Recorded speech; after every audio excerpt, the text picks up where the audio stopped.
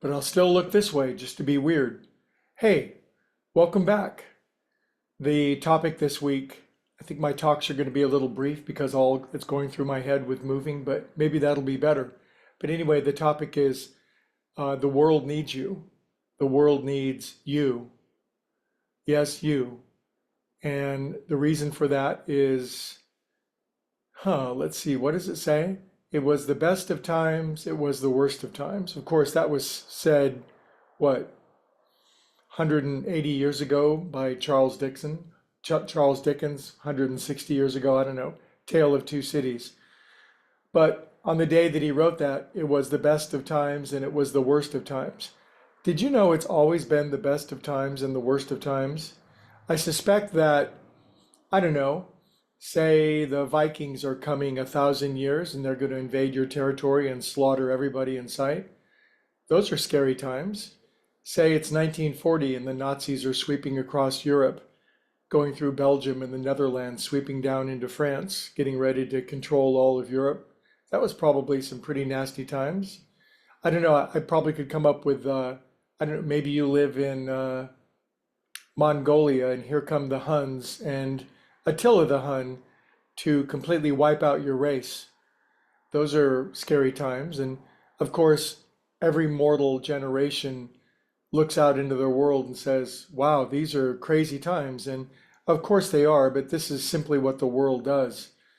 But there is a wide chasm growing amongst humans. And you know me, I will never discuss worldview or politics or anything like that. I believe we answer to a higher authority. But in times like this, I'm reminded of a line from a Sting song. Sting is a great bard, a great poet, unbelievable wisdom in his songs, in my humble opinion. But he says, regardless of ideology, we share the same biology. And there's a great need in the world right now, I think, and you can ponder this for yourself, but to see the similarities rather than the differences. There's a great temptation in the world right now because of the chasm between the way that people see things, and everybody, of course, thinks that they're right. But somebody's got to bridge the gap with love and tolerance. Somebody's got to extend themselves and understand even the most bitter rival and enemy that you see, whether it's in your individual life or in your collective life, is simply a divine soul that grew up in a different environment, whose mind was shaped to see things in a different way. And if we're going, the word conflict comes from the Latin word confligere, it means to strike. And if it's our inclination to operate from our mortality and to strike back at those who see different, we're not, it's questionable for us.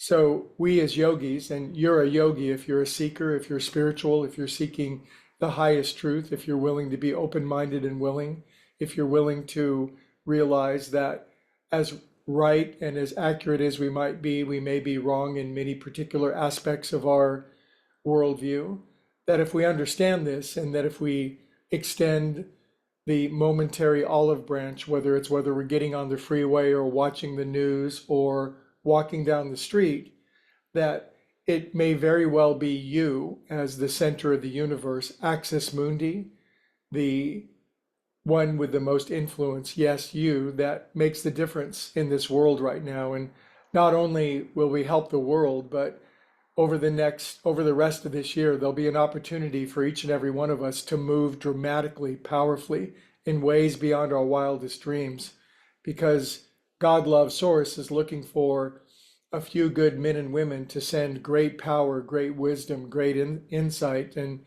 sometimes it's easy to think, I know I thought this for a long time, I'm not bothering anybody, I'm not hurting anybody, in the midst of my disease, but each and every one of us has a great role to play, a great influence, and it's time. The time is now.